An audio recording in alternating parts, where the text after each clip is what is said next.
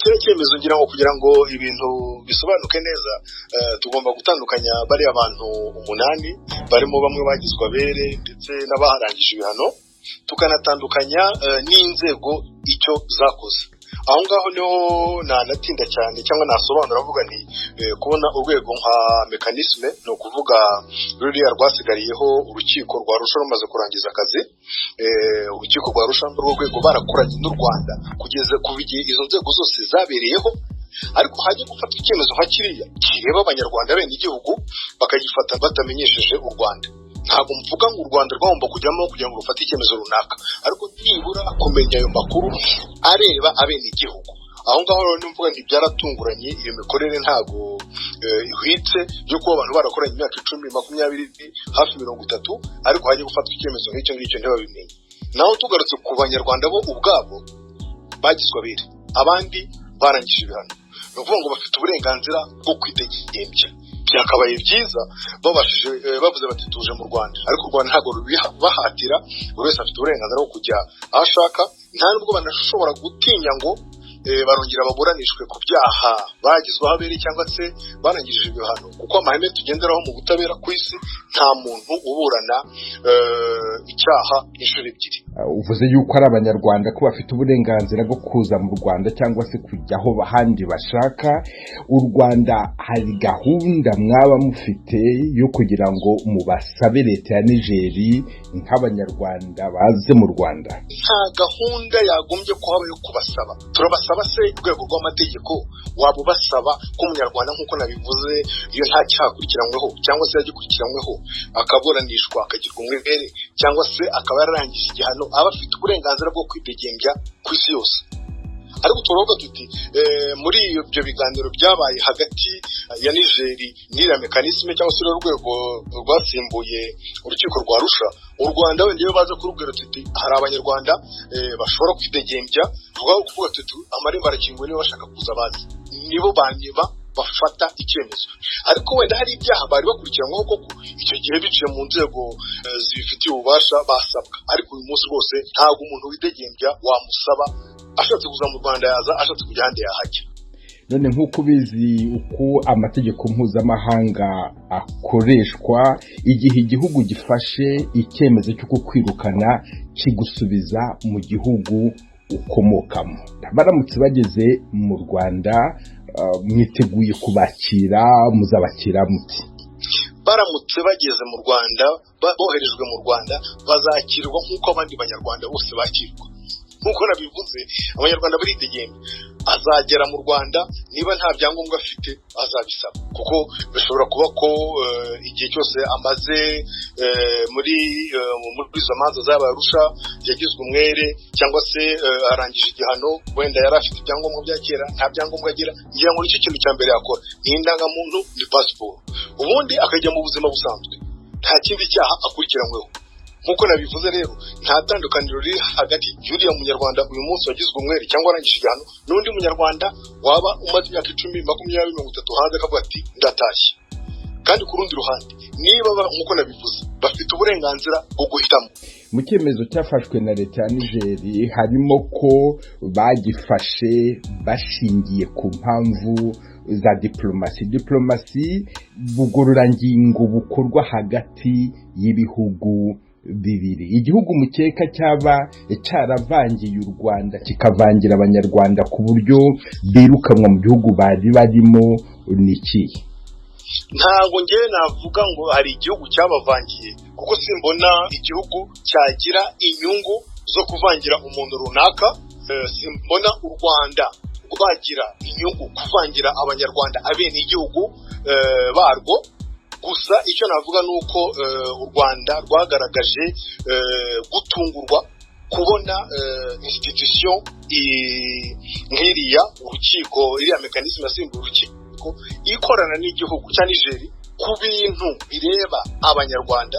Nta kunze u Rwanda rutagira icyo rubivugaho, ndetse izo institution n'icyo gihugu ari ibihugu bifite aho bihurira bashobora kuvuganira. Institution zo nako urukiko rwasimbuye rwa Arusha rusanzwe runakorana n'u Rwanda, kuba rero u Rwanda rwaravuze ruti ibyo bintu byabaye biradutunguye, tubona atari uko byari bikwiye gukorwa, ntabwo numva ko ibyo ngibyo ari kuba ari ukuvangira abantu. Gusa bamenye ngo baramutse baje mu Rwanda baraburanye biriya byaha, baragizwe abere cyangwa se baranangije ibihano, amarembo arafunguye.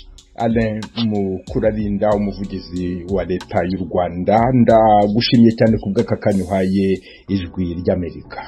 Hagati aho imiryango y'ababaye abere bamaze kuburana n'abarangije ibihano byabo irasaba ko bakoherezwa irahe mu Buholandi, ahari urukiko rwashyiriweho urukiko mpuzamahanga mpanabyaha rwashyiriweho u Rwanda, cyangwa se bagasanga imiryango yabo aho iri hose ku isi, ku migabane y'isi. Barifuza ko uburenganzira bwabo nk'ibiremwa muntu bwubahirizwa. Madame Leoncie Ntayagerura yabwiye mugenzi wacu Venuste Nshimiyimana icyo batekereza kuri icyo cyemezo cya leta ya Niger.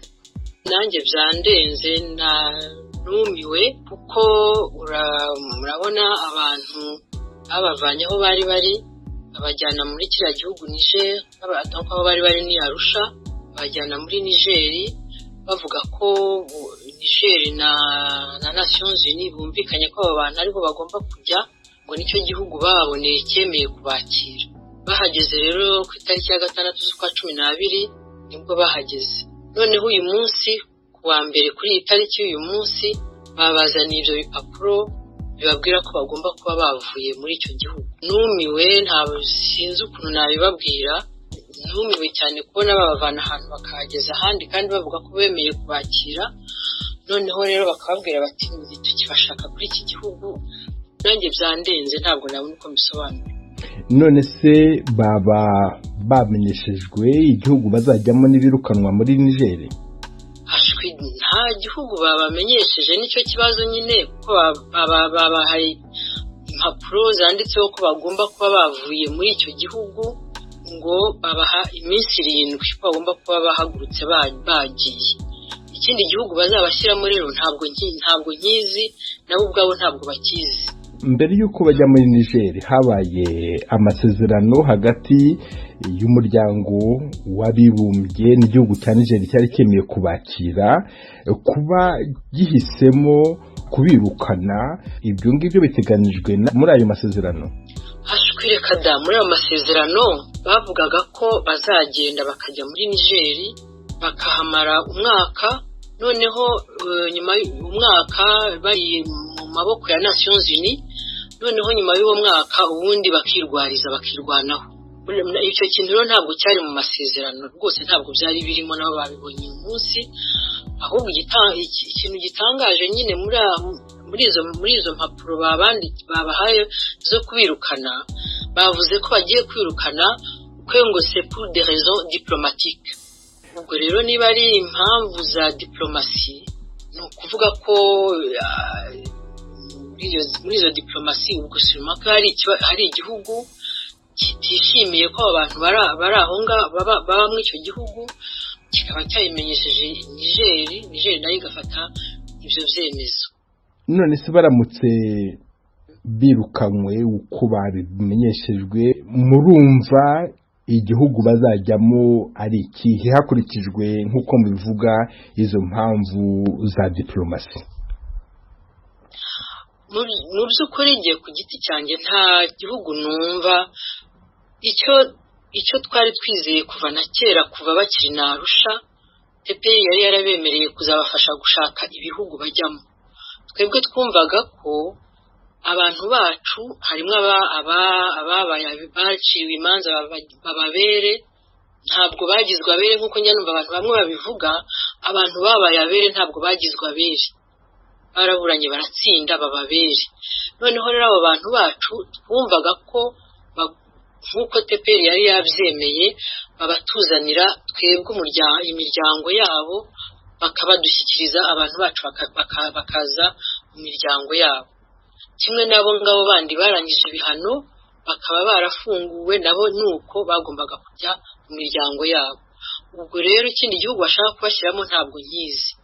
Icyo twasaba ubu baracyari mu maboko ya Nations Unies. Uko byagenda kose Nations Unies nibizi ibyo bintu, twasaba ko Nations Unies yongera ikabafata nkuko yabavanye Arusha ikabajyana Niger, ibafate yongere basubize Arusha. Niba idashoboye kubajyana Arusha, hari mekanizme yari yabasigaranye Arusha irilahe, babafate babajyanirahe, noneho abantu bacu bagira amahoro. Ntabwo numva rero ikindi gihugu gishobora kubakira icyo ari cyo. Madame Leoncy Ntagerura, ndabashimiye cyane ku bw'akakanya muhaye Ijwi ry'Amerika. Nijye bashimiye. Muri Repubulika ya Demokarasi ya Kongo haravugwa abaturage bo mu ntara ya Kivu y'Epfo iri mu burasirazuba bakoze imyigaragambyo yo kwamagana amasezerano hagati y'u Rwanda na Kongo yo kohereza abapolisi b'u Rwanda gukorera mu mujyi wa Goma mu ntara ya Kivu ya ruguru. Ni inkuru twateguriwe n'umunyamakuru w'Ijwi ry'Amerika Vedaste Ngabo. Hirya no hino mu bice bitandukanye by'intara ya Kivu y'Epfo biriwe mu mazu, nta mirimo yakozwe. Mu mujyi wa Uvira ibirometero bigera kuri 7 uvuye ku mupaka wa Kavimvira uhuza Repubulika ya Demokarasi ya Kongo n'igihugu cy'u Burundi, amasoko yafunzwe, abanyeshuri ntibize, amaduka yiwafunze, ndetse n'ibinyabiziga ntibyagaragaye mu ibarabara. Adrien Zawadi ni umuyobozi wa societe civile mu ntara ya Kivu y'Epfo yabwijwe rya Amerika ku murongo wa telefone ko bakoze imyigaragambyo yo kwanga ko igipolisi cy'u Rwanda cinjira muri Kongo bitewe n'uko igihugu cy'u Rwanda gishinja ubwicanyi bwinshi bwakorewe muri Kongo. Yagize ati Rwanda ni mmoja katika manchi zilizotuletea usalama mdogo kwa eneo zetu za huko. U Rwanda rwateje umutekano muke iniwacu kuva mu mwaka w'1996. U Rwanda rwateye igihugu cyacu ngo ruje kurwanya inyeshyamba zabo. Hari inyeshyamba zagiye zishigikirwa n'u Rwanda mu guteza umutekano mukino, none ngo nibo bazaza kuturindira umutekano. Ntabyo dushaka.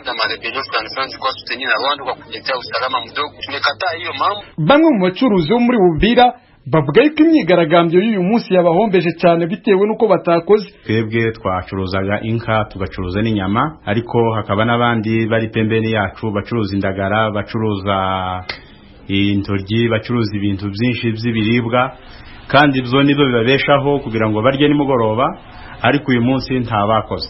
Hakaba abandi batwara amamoto, abadariste, amamodoka baje Bukavu, baja i Burundi, ariko uyu munsi bose nabo ntibakoze kandi nico kibabeshejeho. Ariko uyu munsi twahombye, twabuze nico dukora, twabuze naho turangurira, twabuze naho tugurira n'ibintu byinshi. Hari abasanga societe civile zo muri intara Kivu y'Epfo zari zikwiriye gukora imyigaragambyo yo kwamagana imitwe yitwaje ibigwanisho y'abanyamahanga iri muri territoire ya Uvira, aho gukora imyigaragambyo y'abantu bataragera muri Kongo. Felix Serugayi ni umushakashatsi wigenga muri Uvira. Je simbona impamvu bavuga ko bariyama abapolisi b'abanyarwanda kuza muri Kongo mu gihe nanone aha dufite za Tabara muri iyi misozi, ugasanga ntabwo na rimwe bakoze imyigaragambyo bashaka kubirukana no kugaragaza ko bahari, ariko ico kinyereka ko bafite icyo twita complicité. Ni ukuvuga ngo abangaba nibo babazanye, ibo barabemera, abo barimo bazanye nkaho bitabaciyemo. Nta mpamvu rero yo kuba abantu bakora iyi manifestation journée morte mu gihe haruguru huzuye inyeshamba nyinshi, nta na rimwe bakoze iyo manifestation ngo bayange. Mashimango Mafikiri ni umuyobozi wungirije wa societe civile muri Uvira, avuga yuko kenshi na kenshi bagiye bamenyesha inzego za leta uko imitwe yitwaje ibigwanisho y'abanyamahanga yinjira mu misozi miremire ya Uvira. Yumvikanishije yuko tariki ya 25 y'ukwezi kwa 12 umwaka wa 2021 bavuze yuko hari abasirikare b'u Burundi binjiye muri Uvira. Yagize ati migomo bari tushafanya mara mingi sana, tulilamika mara mingi sana par rapport na infiltration des groupes armés. Là je prends le cas récemment le 25 à le 24, il y a eu infiltration, il y a armée, il y a eu armée burundaise, plus de 380 personnes.